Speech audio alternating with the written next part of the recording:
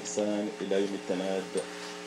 يا أيها الذين آمنوا اتقوا الله حق تقاته ولا تموتن إلا وأنتم مسلمون. يا أيها الناس اتقوا ربكم الذي خلقكم من نفس واحدة وخلق منها زوجها وبث منهما رجالا كثيرا ونساء واتقوا الله الذي تساءلون به والأرحام إن الله كان عليكم رقيبا. يا أيها الذين آمنوا اتقوا الله وقولوا قولا سديدا يصلح لكم أعمالكم ويغفر لكم ذنوبكم ومن يطع الله ورسوله فقد فاز فوزا عظيما. أما بعد، أيها الأحباء في الله، أيها الإخوة في الإسلام، طبتم وطابت ممشاكم وتبوأتم من الجنة منزلا وجمعني الله وإياكم عند مستقر رحمته في جنات النعيم مع حبيبنا وقدوتنا محمد المصطفى عليه أفضل الصلاة والسلام. جعلنا الله نحشر في زمرته وننال شفاعته ونشرب من حوضه الشريف شربة لا نظمأ بعدها أبدا. عن عبد الله بن عمر رضي الله عنهما قال: أقبل علينا رسول الله صلى الله عليه وسلم فقال: يا معشر المهاجرين، خمس إذا ابتليتم بهن وأعوذ بالله أن تدركوهن لم تظهر الفاحشة في قوم قط حتى يعلنوا بها إلا فشى فيهم الطاعون والأوجاع التي لم تكن مضت في أسلافهم الذين مضوا، ولم ينقصوا المكيال والميزان إلا أخذوا بالسنين وشدة المؤونة وجور السلطان عليه، ولم يمنعوا زكاة أموالهم إلا ملئوا القطر من السماء ولولا البهائم لم يمطروا، ولم ينقضوا عهد الله وعهد رسوله صلى الله عليه وسلم إلا سلط الله عليهم عدوا من غيرهم فأخذوا من بعد ما في أيديهم، وما لم تحكم أئمتهم بكتاب الله ويتخيروا مما أنزل الله إلا جعل الله بأسهم بينهم. رواه ابن ماجه وحسنه الألباني. Très chers frères et sœurs, notre bien-aimé le prophète sallallahu alayhi wa sallam nous a donné des conseils très précieux, d'un messager et prophète dont le cœur est plein de miséricorde. لقد جاءكم رسول من أنفسكم عزيز عليه ما عنتم حريص عليكم بالمؤمنين رؤوف رحيم. Un messager pris parmi vous est venu à vous auquel pèsent lourd les difficultés que vous subissez. Le cœur est plein de sollicitude, il est plein de sollicitude pour vous et plein de miséricorde et compassion. Il nous a donné des conseils car il nous a laissé sur une voie claire. Personne ne s'égare que celui qui veut vraiment se faire dire. Il nous a donné des conseils, voici ce conseil. Ces conseils nous parlent pas seulement des symptômes que nous considérons comme des problèmes ou des causes, mais il nous parle des symptômes et leurs causes et comment vraiment les remédier. Car une communauté qui vit beaucoup de catastrophes, qui vit beaucoup de maladies, qui vit beaucoup de guerres, qui vit beaucoup de conflits, doit faire un examen de conscience, de savoir d'où vient ce problème. Ne cherche pas ailleurs, il faut le chercher en nous-mêmes. Et dans ce hadith du prophète sallallahu alayhi wa sallam qui a été rapporté par Ibn Omar, il dit: le messager d'Allah est venu à nous un jour, il vient à nous, il dit: il y a 5 choses redoutables et j'implore Allah qu'elles ne vous arrivent pas. La première chose, il dit: la turpitude ne s'est jamais répandue dans une communauté à tel point que ses membres la commettent en public sans qu'ils soient éprouvés par la peste et des maladies qui n'existent pas dans au temps de leurs ancêtres. Donc c'est des mots, quand une communauté voit des maladies qu'ils ne comprennent pas, qui se propagent partout, doit d'abord se demander d'où vient cette cause, d'où vient cette maladie. Et la cause du prophète sallallahu alayhi wa sallam n'est autre que des péchés. Et ça c'est très important. Et deuxième, il dit qu'une communauté ne laisse pas dans les mesures et le poids. وَيْلٌ لِلْمُطَفِّفِينَ الَّذِينَ إِذَا اكْتَالُوا عَلَى النَّاسِ يَسْتَوْفُونَ وَإِذَا كَالُوهُمْ أَوْ وَزَنُوهُمْ يُخْسِرُونَ أَلَا يَظُنُّ أُولَئِكَ أَنَّهُمْ مَبْعُوثُونَ لِيَوْمٍ عَظِيمٍ يَوْمَ يَقُومُ النَّاسُ لِرَبِّ الْعَالَمِينَ. Il dit malheur aux fraudeurs quand ils font peser pour eux-mêmes, ils demandent la pleine mesure, ils exigent que ça soit plein. Mais que c'est quand eux qui doivent peser pour les autres, ils causent diminution, perte. Donc il parle de ça et dit que la communauté n'a jamais lésé dans les mesures sans qu'ils soient frappés par des années de 17 et la rareté de leurs provisions et de l'injustice de leurs dirigeants. Donc quand une communauté voit qu'il est frappé par qu'il est gouverné par des gens dont le cœur est rempli de haine, de rancœur envers eux, qui les torturent, qui les maltraitent, qui les subit toutes sortes de choses, doit se demander d'où vient. D'abord, il faut commencer par soi-même. Il faut être juste envers ton semblable avant d'exiger que ton dirigeant soit juste envers toi. Donc souvent, tu vois ces dictateurs, tu vois ces dirigeants tyrans, souvent ils gouvernent le peuple. Ce qu'il y a, certaines choses parmi ce comportement, parmi les peuples que les peuples n'ont pas observé, c'est la justice entre eux-mêmes. Quand vous ne faites pas justice entre eux-mêmes, Dieu fera qu'il installera sur vous des tyrans qui vous fera subir toutes sortes de choses. Et une communauté n'a jamais refusé de s'acquitter de la zakat, le monde légal. Et malheureusement aujourd'hui, c'est l'un des piliers de l'islam qui est délaissé complètement. Qui est délaissé. Rares des gens qui donnent le monde de leur zakat. Et une communauté n'a pas fait ça sans qu'il soit éprouvé. Par quoi? Par la diminution, par le manque de la pluie. Si ce n'était les animaux, ils n'auraient jamais vu la pluie. Donc c'est très important. Quand la sécheresse est partout, quand on parle que dans tel pays, il y a des millions qui sont menacés par la famine, il faut se demander d'où vient. Ce n'est que des symptômes. Demande-toi où sont les causes. فَكُلًّا أَخَذْنَا بِذَنْبِهِ فَمِنْهُمْ مَنْ أَرْسَلْنَا عَلَيْهِ حَاسِبًا وَمِنْهُمْ مَنْ أَخَذَتْهُ الصَّيْحَةُ وَمِنْهُمْ مَنْ خَسَفْنَا بِهِ الْأَرْضَ وَمِنْهُمْ مَنْ أَغْرَقْنَا وَمَا كَانَ اللَّهُ لِيَظْلِمَهُمْ وَلَكِنْ كَانُوا أَنفُسَهُمْ يَظْلِمُونَ. Nous saisissons donc chacun pour son péché. Il y en a eu sur qui nous envoyons un ouragan. Il y en a eu que le cri les saisit. Il y en a eu qui nous filment engloutis par la terre. Il y en a eu qui nous noyons.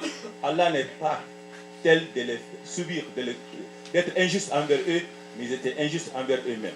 Donc c'est très important. C'est très important. Quand il y a un problème, regarde d'abord qu'est-ce que tu as fait. Quel est, car ils sont causés souvent par les péchés. وما أصابكم من مصيبة فبما كسبت أيديكم ويعفو عن كثير. Tout ce qui vous arrive est dû à cause de ce que vous-mêmes ont acquis, et Dieu pardonne beaucoup. ولو يؤاخذ الله الناس بما كسبوا ما ترك على ظهرها من دابة. Si Dieu s'en prenait aux gens à cause de ce qu'ils ont acquis comme péché, il laisserait sur la surface de terre aucun être vivant, mais il est miséricordieux. Et c'est pour cela que souvent il faut penser à ça. Et le prophète sallallahu alayhi wa sallam dans un hadith an Zainab bint Jahsh radiyallahu anha قالت استيقظ رسول الله صلى الله عليه وسلم مذعورا فقال ويل للعرب من شر قد اقترب فتح اليوم من ردم يعجود ومعجود مثل هذا وحلق بين الإبهام والصبابة فقلت يا رسول الله النحل وفينا الصالحون قال نعم إذا كثر الخبث. Zainab bint Jahsh radiyallahu anha dit, le messager se réveille un jour effrayé. Il dit malheur aux Arabes pour une catastrophe, un malheur qui s'approche d'eux. Zainab dit alors allons-nous périr alors qu'il est parmi nous des gens pieux? Il dit oui, si le mal s'accroît. Et al-fahisha là-bas et al-khabath ici ne parle que des zina. Al-zina, c'est ça. En arabe, quand on dit al-fahisha, ça enveloppe tout, mais très précisément, ça parle d'un péché dont les gens ont la répugnance de le voir ou de le regarder. C'est des zina. Quand les gens la commettent publiquement, et ils se vantent même de le faire, ceux qui sont frappés par ça. Donc c'est très important de penser à ça. Et que quand les gens, on voit la guerre qui s'éclate dans un pays, pas entre les pays, mais dans le même pays, entre la même communauté, qui parle la même langue, qui a la même religion, dont des images, c'est impossible de les regarder. C'est incroyable. Tu te demandes pourquoi. Le prophète sallallahu alayhi wa sallam nous a diagnostiqué le problème, d'où viennent les sources. Ça c'est très important. D'où viennent les causes. C'est pour cela, Dieu le très haut dit dans le Coran, ظهر الفساد في البر والبحر بما كسبت أيدي الناس ليذيقهم بعد الذي عملوا لعلهم يرجعون. Dieu ne nous punit pas parce qu'il veut nous punir. Il nous punit afin que nous prenions conscience et retourner sur la voie normale. Donc les catastrophes, quand ils sont là, c'est frapper notre conscience, revenir vers Allah. Et ça, c'est très important.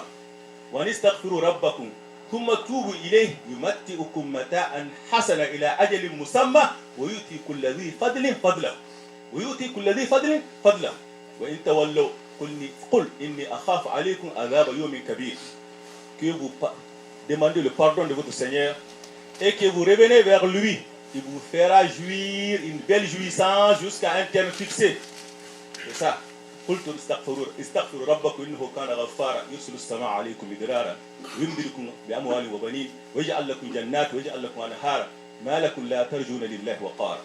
Je dis alors, c'est nous qui dit, demandez pardon à Allah. Il vous accordera tous ses privilèges. C'est pour cela, Ibn Uyayna يقول غضب الله داء لا دواء له فعلق عليه الذهبي فقال دواؤه الاستغفار بالاسحار والتوبة النصوحة.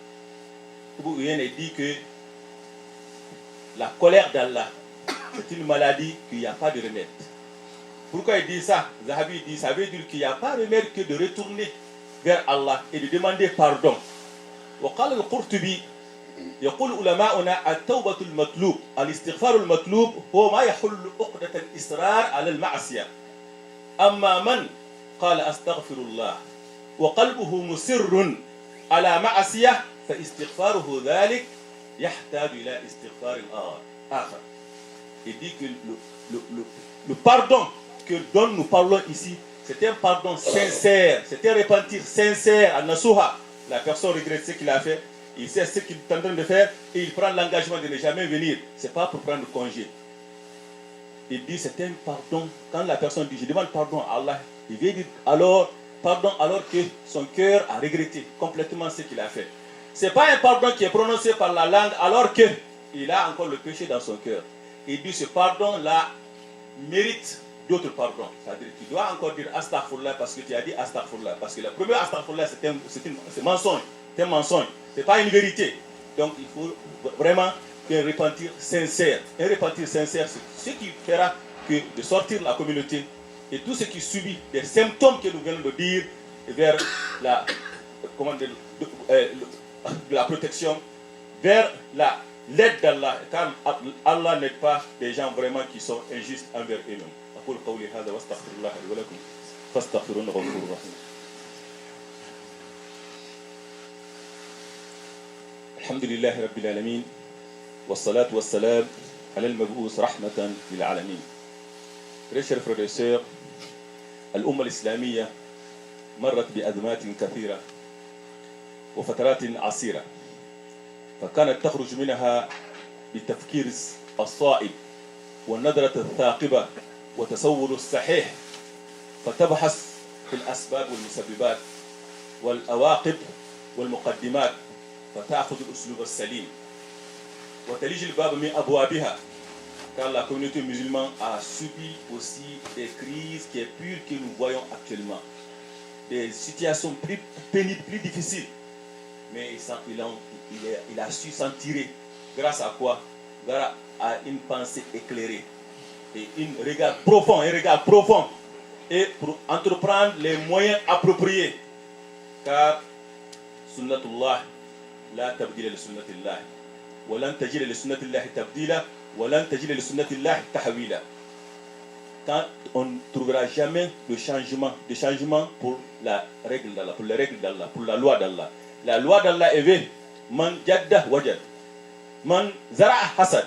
Celui qui fait des efforts aura. Donc c'est pas seulement le premier point qu'on a cité, que c'est des péchés, oui, on s'éloigne des péchés, on laisse bras croisés et à ce qu'on a. Non, il faut vraiment entreprendre les mesures appropriées pour arriver. C'est ainsi que Dieu vraiment nous a demandé de faire. يقول ابن تيمية في كلام بديع وجميل، يقول الالتفات القلب إلى الأسباب قدح في التوحيد، والإرادة كليا عن الأسباب قدح في الشريعة. وما هو الأسباب أن تكون سببا قدح في العقل. Ces paroles nous parlent de trois principes qui sont très importants. Ils méritent vraiment d'être compris et on mérite qu'on médite là au-dessus. Il dit que de nier le lien, que le cœur s'attache complètement aux causes matérielles est shirk. C'est un shirk. La personne croit que c'est mes efforts, c'est ce qui me donne. C'est parce que la personne fait ceci, ce qui donne. Il réfère tout aux causes matérielles, c'est shirk. C'est une association. C'est un manquement à l'unicité d'Allah. Ça, c'est bien connu. Mais ignorer aussi, dire que nier complètement que les causes n'ont pas d'effet, il dit c'est un manquement à la raison. C'est un manquement à la raison. Car on sait, si j'ai la voix parce que j'ai parlé, si je cesse de parler, non, vous n'entendrez pas la voix. Mais dire que je parle, que vous entendez la voix, forcément, non, c'est si Dieu le veut. Si Dieu le veut. Et que la personne, vraiment, sait alors que les causes ont des effets et refuse d'entreprendre, c'est un manquement à la charia. Car la charia de l'islam nous demande d'entreprendre les mesures pour arriver à une chose. وَلَقَدْ مَكَّنَّا لَهُ فِي الْأَرْضِ وَلَقَدْ مَكَّنَّا لَهُ فِي الْأَرْضِ وَآتَيْنَاهُ مِنْ كُلِّ شَيْءٍ سَبَبًا فَاتَّبَعَ السَّبَبَ حَتَّى بَلَغَ مَغْرِبَ الشَّمْسِ. Dieu nous parle de Zulqarnain qui a sillonné le monde tout entier, de l'est et de l'ouest. Il dit, nous avons affirmé sa puissance sur terre et nous lui donnons la voie à toutes choses. Il n'a pas dit nous avons donné toutes choses, mais la voie vers toutes choses. C'est la voie qu'il lui a donnée. Et ça, c'est très important.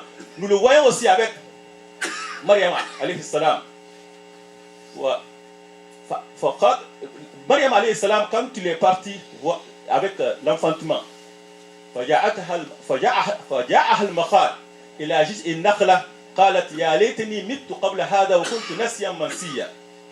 وكنت نسيا منسيا فناداها من تحتها أن لا تحزني قد جعل ربك تحتك سريا وهزي إليك بجزء النخلة تساقط عليك رطبا جنيا فكلي منها واشربي وقري عينا. Dans cette ayah, Dieu le Très-Haut parle d'une femme affaiblie par quoi? Par l'enfantement. Dans cet enfantement, les douleurs de l'enfantement l'amènera jusqu'au tronc du palmier. Et Mariam, qu'est-ce qu'il dit? Il dit juste, malheur à moi, que je fusse morte avant cet instant. Il a souhaité la mort avant cet instant et que je fusse complètement oublié. Donc la personne qui se trouve dans cette situation, la douleur d'enfantement l'amène jusqu'au tronc. Il a affaibli, il a même souhaité la mort. Qu'est-ce que Dieu va lui demander?